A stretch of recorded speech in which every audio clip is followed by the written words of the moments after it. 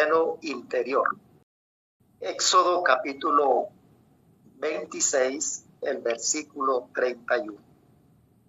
Dice así: harás también un velo de material azul, de púrpura, de carmesí y de lino torcido, decorado con querubines de obra fina y artística. Dice en esta versión que he acabado de leer. Hoy vamos a hablar acerca del velo interior.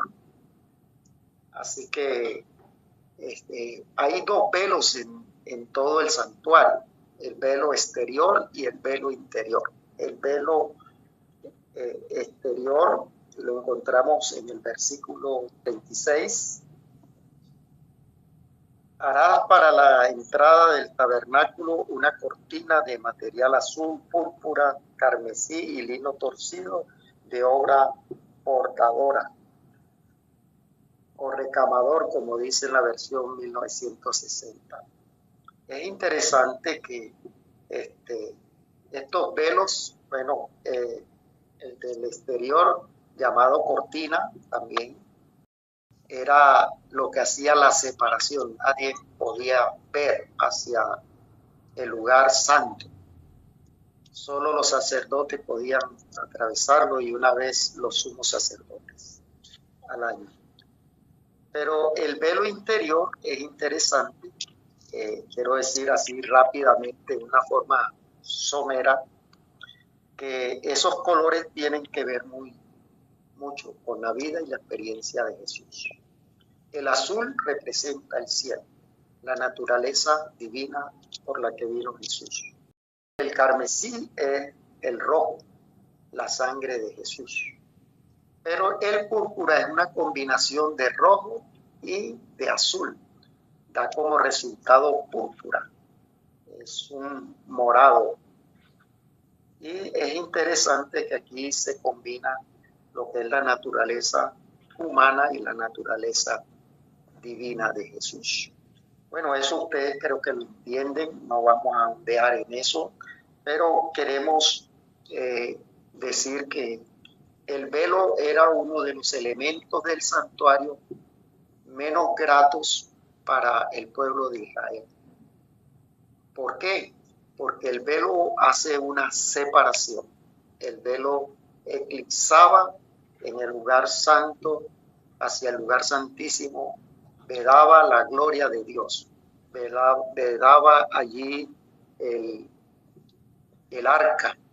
No se veía nítidamente, sino que se veía muy tenue. Y es interesante saber que no se podía ver allí todo ese propiciatorio donde posaba la gloria de Dios. Así que es interesante mirar este aspecto. Y dice la Biblia en el libro de Isaías, que en el capítulo 59, el versículo 2, es interesante la expresión que narra allí el texto. Vuestras iniquidades son las que hacen separación entre vosotros y vuestro Dios. Vuestros pecados han hecho que su rostro se oculte de vosotros para no escuchar. El velo también hacía una separación. Aún los sacerdotes que entraban diariamente no podían ver allá. Lo más prohibido es lo más deseado. Bueno, no he encontrado un texto, posiblemente alguien que haya leído. Impresionante que dice, no vamos a leerlo por el tiempo, pero Primera de Crónica, capítulo 9, versículo 17 al 23. Allí en el templo de Salomón narra que habían porteros en cada puerta. Entonces es interesante que también vigilaban a los sacerdotes, porque lo más prohibido es lo más deseado.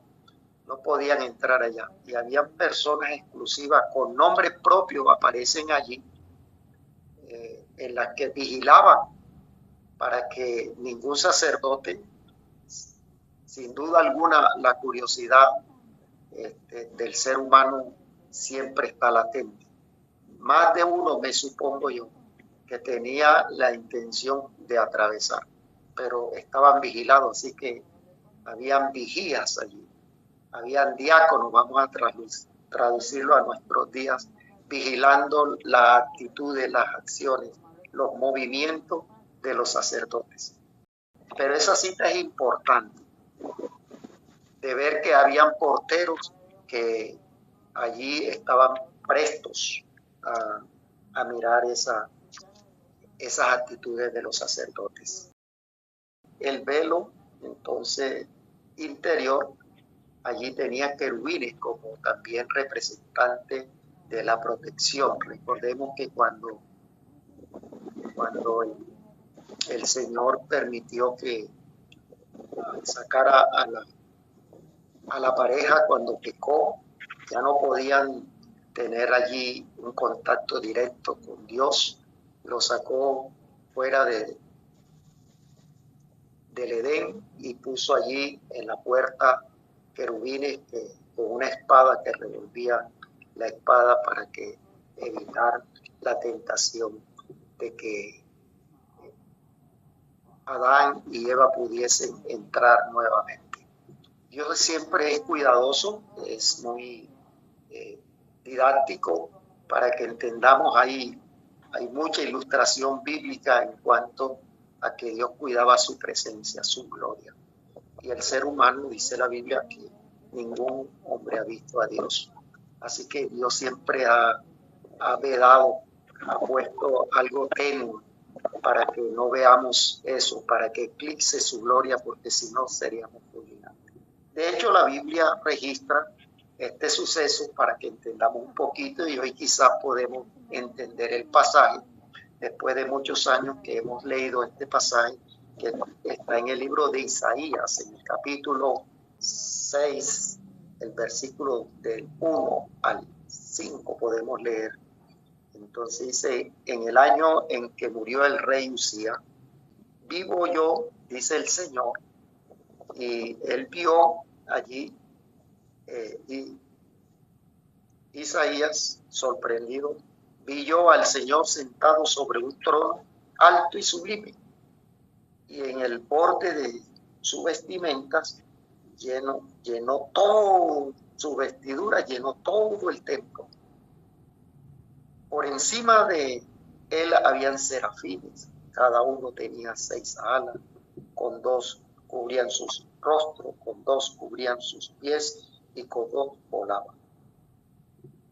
El uno proclamaba y al otro diciendo: Santo, santo, santo es Jehová de los ejércitos. Toda la tierra está llena de su gloria, de su presencia. Los umbrales de las puertas se estremecieron con la voz del que proclamaba, y el templo se llenó de humo. Algo característico de cada vez que Dios hacía notar su presencia, el templo se llenaba de humo, al punto que aún los sacerdotes no podían entrar cuando estaba esta escena. Versículo 5 dice: entonces dije, ay de mí, pues soy muerto, porque siendo hombre de labio inmundo, impío, y habiendo habitado en medio de un pueblo impío, mis ojos han visto al Rey Jehová de los ejércitos. Es impresionante saber que este hombre, al contemplar esa escena, gracias a Dios que era una visión y no era real, o de no hubiese muerto realmente. Pero en la gracia de Dios, en la presencia de Dios, él notó que podía haber muerto. Y por eso clamó: ay de mí, que soy inmundo de labio, y ha visto y ha contemplado la gloria de Dios. Así que es interesante. Creo que con todo esto que hemos mirado hasta aquí, nos ilustra la manera como el velo era lo que hacía separación entre Dios y el hombre y Dios. Allí no se podía ver nítidamente la gloria de Dios, solo en una forma tenue. Vamos a leer Romanos 8:4. Para que la justicia de la ley se cumpliese en nosotros, que no andamos conforme a la carne, sino conforme al Espíritu. Dios tenía un plan estratégico, un plan maestro, porque la carne no puede ver a Dios. Ese plan es interesante, lo que dice el versículo 13. Porque lo que era imposible para la ley, por cuanto era débil por la carne, Dios, enviando a su Hijo en semejanza de carne de pecado, y a causa del pecado, condenó al pecado en la carne. Ok, entonces Cristo hizo esa manera, esa forma, para que nosotros podamos tener acceso realmente a Dios. Entonces Él vino a revelar la gloria de Dios, vino a revelar a su Padre. Y en 2 de Corintios 3, 16 al 18. Pero cuando se conviertan al Señor, el velo se quitará. Porque el Señor es el Espíritu, y donde está el Espíritu del Señor, allí hay libertad. Por tanto, nosotros todos, mirando a cara descubierta como en un espejo la gloria del Señor, somos transformados de gloria en gloria en la misma imagen, como por el Espíritu del Señor. Es interesante saber que en nuestra conversión, cuando nos arrepentimos y vamos, se quita ese velo por la gracia de Dios, porque realmente el velo representa, según dice 2 de Corintios capítulo 5 versículo 21.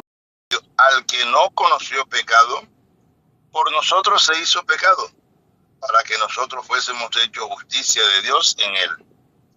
Okay, entonces Él se hizo como cada uno de nosotros, para poder alcanzar que usted y yo, la iglesia, podamos ir más allá donde los ojos no nos lo permiten.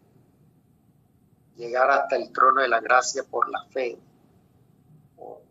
por ese proceso que Dios ha permitido que tengamos. Es increíble saber que el velo allí hacía la separación, y el pecado hace esa separación, pero una vez que recibimos a Cristo, ese velo se corre. Una vez que ese velo se experimenta a través de la unción del Espíritu, como lo leyó ahorita, tenemos acceso a través de la fe, podemos traspasar allí el velo a través de Jesús. Nuestra humanidad, como dice el hermano, que somos 6, no nos deja ver la gloria de Dios, pero a través de Jesús podemos lograrlo, a través de Jesús podemos hacerlo. Romanos es enfático cuando nos dice allí que el pecado hace esa separación, ¿verdad? Muy bien, veamos Hebreos capítulo 10. Allí vamos a anotar algo trascendental para cada uno de nosotros e importante. Vamos a leer el versículo 19. Así que, hermanos, teniendo libertad para entrar en el lugar santísimo por la sangre de Jesucristo. Ok, tenemos libertad. Y el versículo 20 dice en quién realmente ese velo. Mire lo que dice el versículo 20. Por el camino nuevo y vivo que Él nos abrió a través del velo, esto es, de su carne. Wow. Entonces Jesús es ese velo. Jesús es ese velo que está allí, que representaba el velo allí en el lugar santísimo y el lugar santo. Jesús tuvo que venir, convertirse en ese velo. El pecado, por eso Él se hizo carne, no porque pecó, sino porque cargó el pecado, pesaba el pecado sobre Jesús. Y recuerden que hubo un momento en que Él sintió todo el peso en Getsemaní y sintió la separación de su Padre. No porque Él lo había abandonado, sino que el pecado de la humanidad pesaba, aún por los pecados nuestros que no habíamos todavía nacido. Pesaba y Él se hizo ese velo. El versículo 22 ahí mismo. Acerquémonos con corazón sincero, en plena certidumbre de fe, purificados los corazones de mala conciencia y lavados los cuerpos con agua pura. Wow, qué texto tan diciente, tan esperanzador. Que lleguemos al Señor confiadamente detrás del velo, más allá del velo, para poder tener acceso allí a través de Cristo. Qué bonita esperanza, qué consuelo para la iglesia, qué oportunidad nos da Dios. Solamente allí, y debemos acercarnos ya libre de pensamientos, libre de malas actitudes, malas acciones a través de Cristo. Esto es una oportunidad hermosa que nos da la Escritura. Y para que confirmemos más, dice en el libro de Lucas, capítulo 23, versículos 44 y 45. Cuando era como la hora sexta, hubo tinieblas sobre toda la tierra hasta la hora novena, y el sol se oscureció, y el velo del templo se rasgó por la mitad. Amén. Entonces vemos aquí algo interesante, que en la muerte de Jesús el velo se rasgó de arriba a abajo, y ahora había acceso a ver la gloria de Dios, había acceso a entrar por fe hasta allá hasta donde está el trono de Dios, la presencia de Dios. Se rasgó el velo de una forma misteriosa. Allí Jesús, después de tener esa conversación con que estaba a su lado derecha y a su lado izquierda los ladrones, pudo expresar entonces allí, le aseguró que ese día que iba a estar en el paraíso. Dios con esta labor de haberse rasgado misteriosamente el velo, tenemos nosotros la bella oportunidad y nos asegura que ahora podemos entrar de manera simbólica a través de la fe hasta el trono de la gracia. Qué hermosa bendición. Qué ejemplo tan didáctico tenemos aquí, tan pedagógico para poder entender y comprender la naturaleza. Recuerden los colores. A través de la sangre de Jesús, nosotros tenemos acceso directo, limpieza de corazón. Es interesante, vamos al libro de Hebreos. El autor del libro de Hebreos tenía un conocimiento asombroso de todo el santuario. 10:29, hermano. Cuanto mayor castigo pensáis que merecerá el que pisoteare al Hijo de Dios y tuviere por inmunda la sangre del pacto en la cual fue santificado e hiciere afrenta al Espíritu de gracia. Amén.